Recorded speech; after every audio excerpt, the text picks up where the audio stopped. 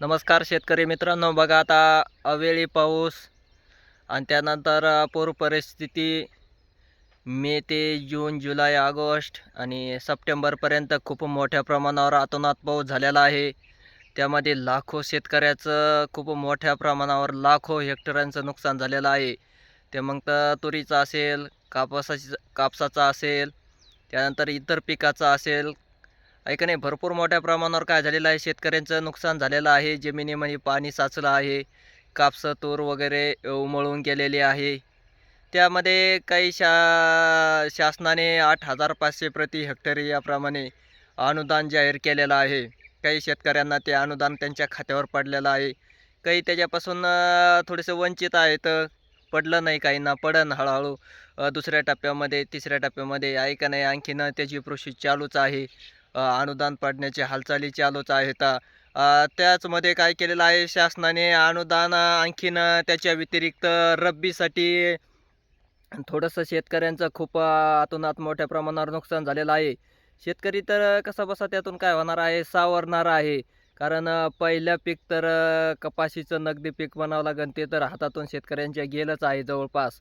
आणि मग दुसऱ्या पिकासाठी म्हणजे रब्बीच्या, तर रब्बीला ज्वारीच्या मशागतीसाठी शासनाने ₹10,000 प्रति हेक्टर 3 हेक्टरपर्यंतची मर्यादा ठेवलेली आहे. आणि ती मर्यादा मग ₹10,000 प्रति हेक्टरप्रमाणे शेतकऱ्यांना काय घेणार आहेत, अनुदान देणार आहेत. मग ते अनुदानाची वाटप जवळपास पाठीमागे जी-आर वगैरे निघाला होता 1-2 दिवसापूर्वी. त्यानंतर आज ते 10,000ची वाटप जी आहे ते प्रति हेक्टरी 3 हेक्टरपर्यंतची मर्यादा आहे.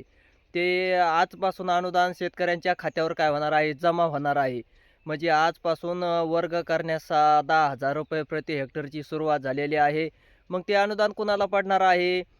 तर ते अनुदान जे पाठीमागचं हे अतिवृष्टी भरपाई, नुकसान भरपाईचं अनुदान जे आहे, ते ज्या शेतकऱ्यांना पडलं आहे त्यांना ते हे अनुदान ते ₹10,000 प्रति हेक्टर 3 हेक्टरच्या मर्यादेत ते अनुदान अगोदर त्यांच्या खात्यावर जमा होणार आहे.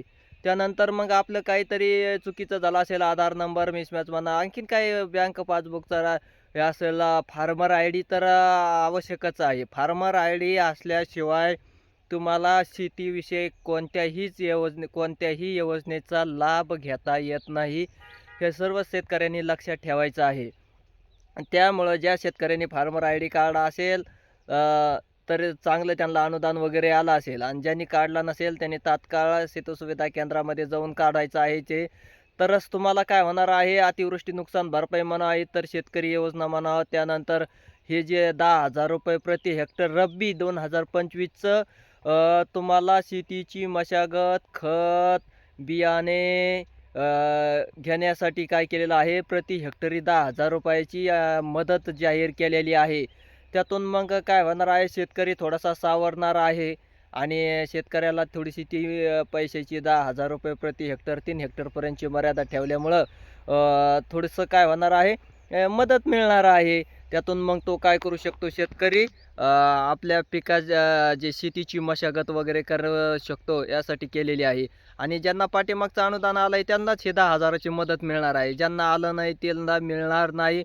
कारण त्यांनी तलाठ्याशी संपर्क करायचा आहे आणि आपल्याला पाहायचं आहे आपले काय अडी-अडचण आहे, आपल्याला का अनुदान आलं नाही, आपलं काय राहिलेलं आहे, आपण काही कागदपत्र दिलेली आहेत का, नाही दिलेली आहेत का, त्याची कागदपत्राची पूर्तता केलेली आहे का, त्यांनी जे तलाठी साहेबांनी जे मागितलेली होती कागदपत्र ते दिली आहेत का, हे सर्व गोष्टी काय करायच्या आहे, व्हेरीफाय करायच्या आहेत. त्यानंतर मग तुम्हाला काय होणार आहे, अनुदान येणार आहे. त्यामुळं मग तुम्ही काय करायचं आहे, अगोदर पाहायचं आहे. आणि ज्यांना आता त्यांच्या खात्यावर अनुदान जमा झालेलं आहे अशांना फिक्स ₹10,000 हेक्टरी याप्रमाणे त्यांच्या खात्यावर अनुदान आजपासून जमा होण्यास सुरुवात झालेली आहे. त्यांनी कुठंही जायचं नाही, कुठंही काहीही द्यायची गरज नाही. त्यांना काय होणार आहे, महा-डी-बी-टी थ्रू त्यांच्या अकाउंटवर ही रक्कम हेक्टरी 10,003 हेक्टरपर्यंतच्या मर्यादेपर्यंत त्यांच्या खात्यावर जमा होणार आहे. ही आजपासून चालू झालेली आहे. येत्या 2 ते 3 दिवसामध्ये बँकिंग कामकाजाच्या ही रक्कम सर्वच शेतकऱ्याची पात्र शेतकरी आहेत त्यांच्या खात्यावर काय होणार आहे, डी-बी-टी थ्रू जमा होणार आहे. धन्यवाद.